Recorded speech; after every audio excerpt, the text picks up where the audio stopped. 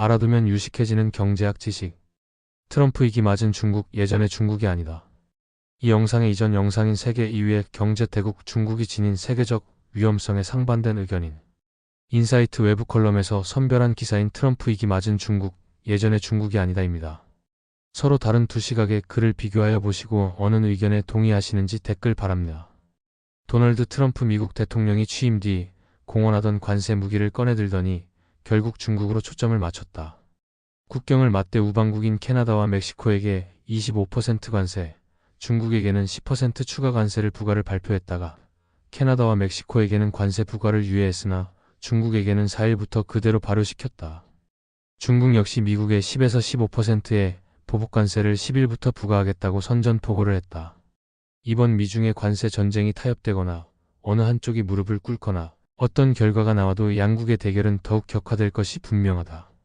미중 대결의 본격화는 트럼프 일기 행정부가 지정학적으로는 중국 봉쇄를 겨냥한 인도태평양 전략을 공식 채택하고 경제적으로 대중국 디커플링을 취하면서 시작됐다. 트럼프 일기 행정부의 이런 전략은 조 바이든 행정부 때에도 그대로 계승돼 더 정교화됐다. 대외 정책에서 중국 대처를 궁극적 목적으로 놓는 트럼프 진영이 귀환함으로써 미중 대결은 새로운 차원을 맞게 됐다. 트럼프의 귀환으로 새롭게 재편될 미중 대결에서 먼저 전제해야 할 것은 지금의 중국은 트럼프 일기 때의 중국이 아니라는 점이다.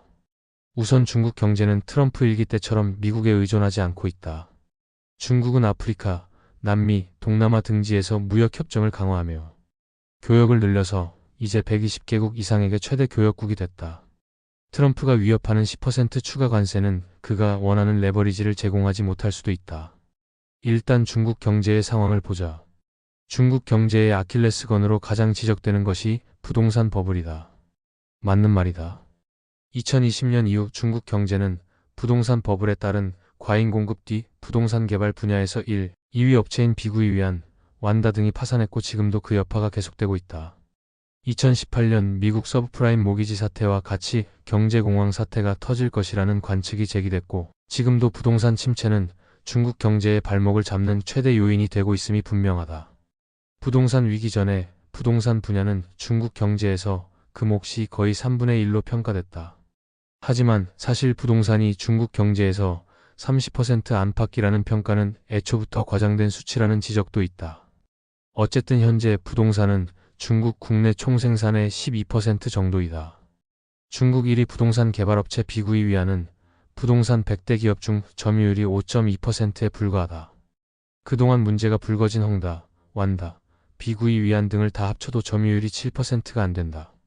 중국은 그동안 경제에서 부동산이 차지하는 비율을 꾸준히 줄이며 바람을 뺀 것이다.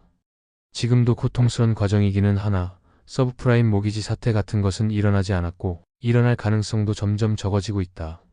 중국 가구에서 재산의 대부분이 들어간 부동산이 침체되면서 가구 소비가 줄어들고 중국 경제가 타격을 받았다는 평가도 있다. 코로나19 팬데믹 전에 중국 가구 소비는 중국 경제활동에서 59%나 기여했는데 지난 2024년 4분기에는 29%까지 떨어졌다는 통계도 있다. 이 때문에 중국이 부진한 국내 소비를 벌충하려 수출에 매진했고 전 세계적인 과잉 공급으로 유럽연합 등과 마찰을 빚고 있다고 평가도 나온다.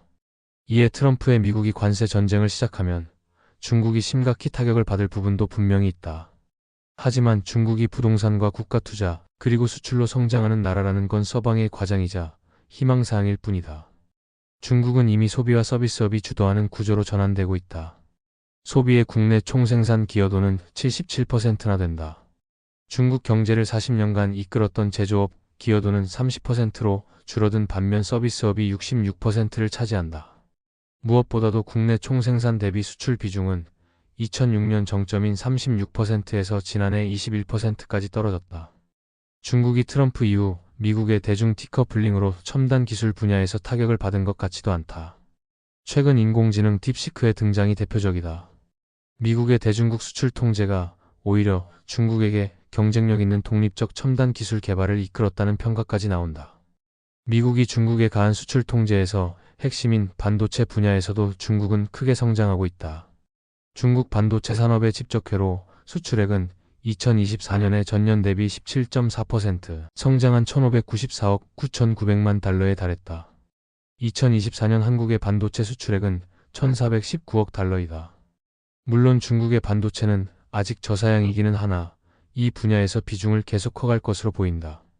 2024년에서 2027년 사이 중국의 성숙 공정 용량 비중은 전 세계적으로 34%에서 47%로 증가하여 대만을 넘어설 것으로 예상된다. 대만은 2024년 43%, 2027년에는 36%로 예측된다. 무엇보다도 트럼프가 귀환한 미국과 중국은 국제사회에서 대조적인 모습을 보이고 있다. 트럼프는 취임 전부터 연일 그린란드, 파나마운하 영유권을 주장하다가 동맹국들을 상대로 관세 때리기를 시작했다. 팔레스타인 가자를 미국이 접수하겠다는 황당한 주장을 하고 미국의 모든 해외 원조를 중단했고 해외 원조 기관인 미국 국제개발청 폐쇄를 발표했다. 세계보건기구 탈퇴를 발표하고 파리기후협정에도 다시 재탈퇴했다. 트럼프가 2020년에 세계보건기구에 미국의 자금 제공을 중단했을 때 중국은 추가적인 지원을 다짐했다. 이번에 트럼프가 세계보건기구 탈퇴를 발표하자 중국이 이제 미국의 역할을 대신할 것이라는 기대가 나오고 있다.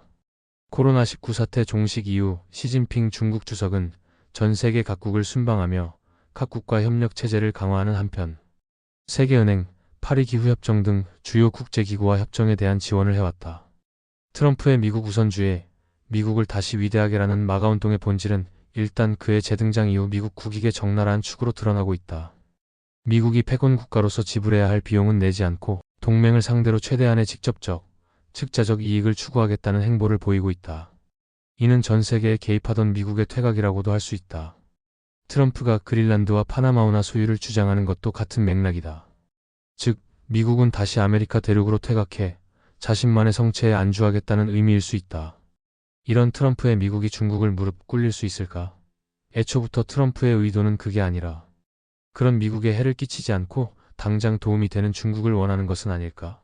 트럼프의 미국은 중국이 표방하고 원하는 다극화 질서를 오히려 재촉하는 것이 아닐까? 한 가지 확실한 것은 트럼프의 미국이 중국을 쉽게 제압하기는 힘들 것이라는 사실이다. 이상으로 정익일 국제경제 토파보기 중 트럼프 이기 맞은 중국, 예전의 중국이 아니다 이었습니다.